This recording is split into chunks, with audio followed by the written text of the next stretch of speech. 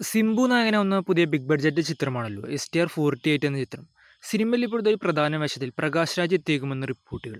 ഡസിംഗ് പെരിസാമി സംവിധാനം ചെയ്യുന്ന ഈ സിനിമയുടെ പ്രീ പ്രൊഡക്ഷൻ ജോലികൾ ഇപ്പോൾ നടന്നുകൊണ്ടിരിക്കുകയാണ്. റിബൽ എന്ന സിനിമയ്ക്ക് ശേഷം മമിത ബൈജുവിന്റെ വീണ്ടും ഒരു തമിഴ് സിനിമ വരുന്നു. കീർത്തീശ്വരൻ സംവിധാനം ചെയ്യുന്ന ഈ സിനിമയിൽ നായകനായി എത്തുന്നത് പ്രദീപ് രംഗനാഥനാണ്.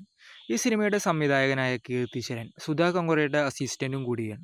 സിനിമ മൈത്രി മൂവി മേക്കേഴ്സ് ആയിരിക്കും നിർമ്മിക്കുക. സിനിമയുടെ ഷൂട്ടിംഗ് എല്ലാം LIC ഡ്രാഗൺ എന്ന സിനിമയ്ക്ക് ശേഷമായിരിക്കും തുടങ്ങുക.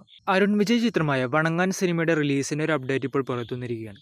സിനിമ ഇപ്പോഴത്തെ അടുത്ത മാസം ജൂലൈയിൽ തന്നെ റിലീസ് ഉണ്ടാകുമെന്നാണ് അറിയാൻ കഴിയുന്നത്. ബാലയാണ് ഈ സിനിമ സംവിധാനം ചെയ്യുന്നത്. കമൽഹാസൻ ചിത്രം ഇന്ത്യൻ 2 സിനിമയുടെ സ്റ്റോറി ലൈൻ ഇപ്പോൾ പുറത്തുവന്നിരിക്കുകയാണ്.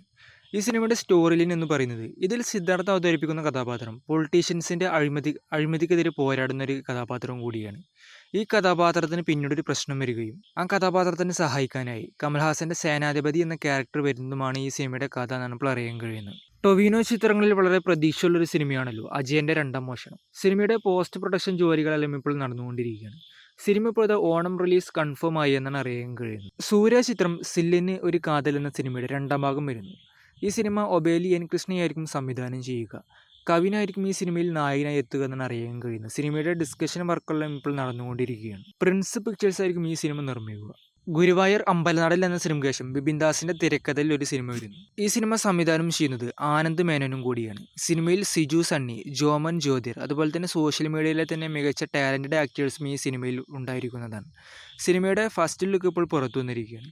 വാഴ എന്നാണ് ഈ സിനിമയ്ക്ക് ഇപ്പോൾ പേരിട്ടിരിക്കുന്നത്. ആസിഫിലെ ചിത്രം ലെവൽ ക്രോസ് സിനിമയുടെ തിയേറ്ററുകൾ റൈറ്റ്സ് ഇപ്പോൾ ദുൽഖറിന്റെ വേഫാറർ ഫിലിംസ് സ്വന്തമാക്കിയിരിക്കുകയാണ്. ഈ സിനിമ ഈ മാസം അവസാനമായിരിക്കും റിലീസിനെത്തുക. കൂടാതെ തന്നെ ഈ സിനിമയുടെ ഒരു ടീസർ ഇപ്പോൾ പുറത്തു വന്നിരിക്കുകയാണ്. മോൺസ്റ്റർ എന്ന സിനിമയ്ക്ക് ശേഷം വൈശാഖ് മോഹൻലാൽ കൂട്ടുകെട്ടിൽ വീണ്ടും ഒരു സിനിമ വരുന്നു. വൈശാഖ് ഇപ്പോൾ ഇത് കൺഫേം ചെയ്തിരിക്കുകയാണ്. കൂടാതെ തന്നെ ഈ സിനിമ മോൺസ്റ്ററിന്റെ ക്ഷീണം തീർക്കുന്ന ഒരു വൻ സംഭവമായിരിക്കുമെന്നാണ് ഇപ്പോൾ വൈശാഖ് തന്നെ പറഞ്ഞിട്ടുള്ളത്. ആശീർവാദ് സിനിമാസ് നിർമ്മിക്കുന്ന ഈ സിനിമയുടെ സ്ക്രിപ്റ്റ് വർക്കെല്ലാം ഇപ്പോൾ കംപ്ലീറ്റ് ആയിരിക്കുകയാണ്. അജിത് നായകനാവുന്ന ചിത്രമാണല്ലോ ഗുഡ് ബാഡ് അഗ്ലി എന്ന ചിത്രം. സിനിമയിൽ ഇപ്പോഴത്തെ മലയാളത്തിൽ നിന്നും നെസ്ലിൻ എത്തിയേക്കുമെന്ന റിപ്പോർട്ടുകൾ. സിനിമയിലെ ഒരു പ്രധാന വേഷത്തിലായിരിക്കും ഈ ചിത്രത്തിൽ നെസ്ലിൻ എത്തുക എന്നാണ് ഇപ്പോൾ അറിയാൻ കഴിയുന്നത്. കാർത്തിക് സുബ്രാജ് സംവിധാനം ചെയ്യുന്ന അടുത്ത ചിത്രമാണല്ലോ സൂര്യ 44. സിനിമയിൽ ഇപ്പോഴത്തെ ജയറാമും പൂജ ഹെഗ്ഡെയും ഉണ്ടാകുമെന്ന് ഒഫീഷ്യലായി തന്നെ അനൗൺസ്മെന്റ് ചെയ്തിരിക്കുകയാണ്. ഇവരെ കൂടാതെ തന്നെ ഈ സിനിമയിൽ ഉരിയടി വിജയും നാസറും എത്തിയേക്കുമെന്നാണ് അറിയാൻ കഴിയുന്നത്. സിനിമയുടെ ഷൂട്ട് അടുത്ത ആഴ്ച ആൻഡമാനിലായിരിക്കും ആരംഭിക്കുക. പിന്നെ ഈ സിനിമയെക്കുറിച്ച് കാർത്തിക് സുബ്രാജ് ഇപ്പോൾ പറഞ്ഞിരിക്കുന്നു ഈ സിനിമ ഒരു പക്ക ആക്ഷൻ ഫിലിം ആയിരിക്കുമെന്നാണ്. ജയം രവിയെ നായകനാക്കി പാണ്ഡ്യരാജ് സംവിധാനം ചെയ്യുന്ന ഒരു സിനിമ വരുന്നു.